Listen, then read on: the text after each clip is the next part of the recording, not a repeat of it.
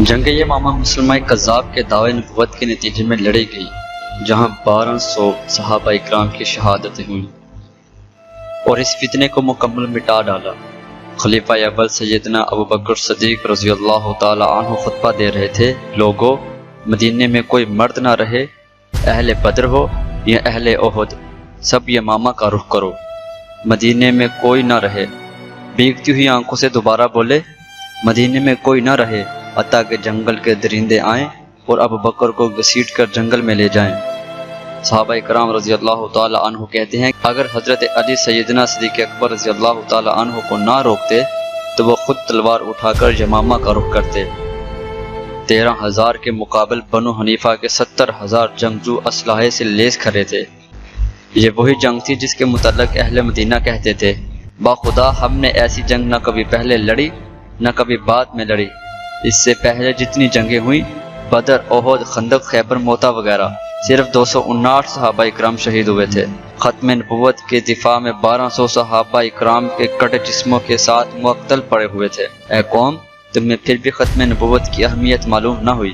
انصار کا وہ سردار ثابت بن قیس، ہاں وہی جس کی بہادری کے قصے عرب و عجم میں مشہور تھے، اس کی زبان سے جملہ ادا ہوا، اے اللہ جس کی یہ عبادت کرتے ہیں میں اس سے برات کا اظہار کرتا ہوں۔ چشم فلک نے وہ منظر بھی دیکھا جب وہ اکیلا ہزاروں کے لشکر میں گھس گیا اور اس وقت تک لڑتا رہا جب تک اس کے جسم پر کوئی ایک ایسی جگہ نہ بچی جہاں شمشیر و سنا کا زخم نہ لگا ہو۔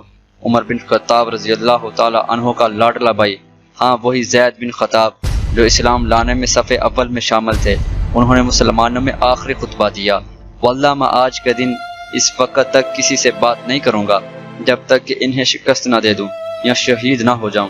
اے قوم، تمہیں پھر بھی ختم نبوت کی اہمیت معلوم نہ ہوئی؟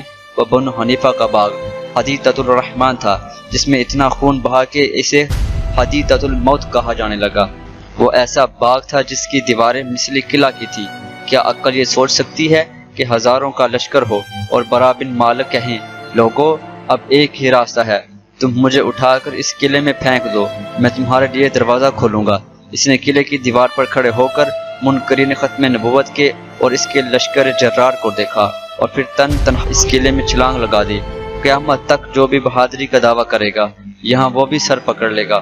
ایک اکیلا شخص ہزاروں سے لڑ رہا تھا، ہاں اس نے دروازہ بھی کھول دیا اور پھر مسلمانوں نے منکرین ختم نبوت کو کاٹ کر رکھ دیا۔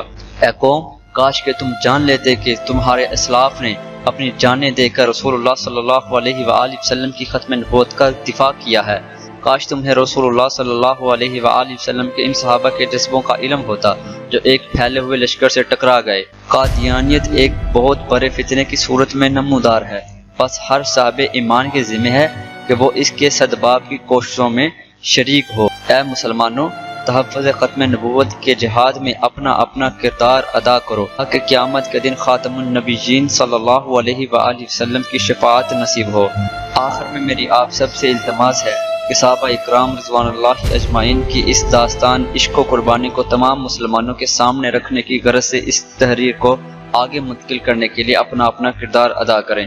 انشاءاللہ تعالی حضور خاتم النبیین خاتم المرسلین کی عزت حرمت اور آبرو کی خاطر جاگتے رہیں گے، کیونکہ اس میں ہی نجات ہے۔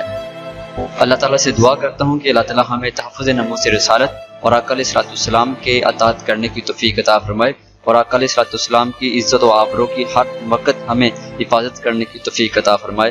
السلام علیکم ورحمۃ اللہ وبرکاتہ۔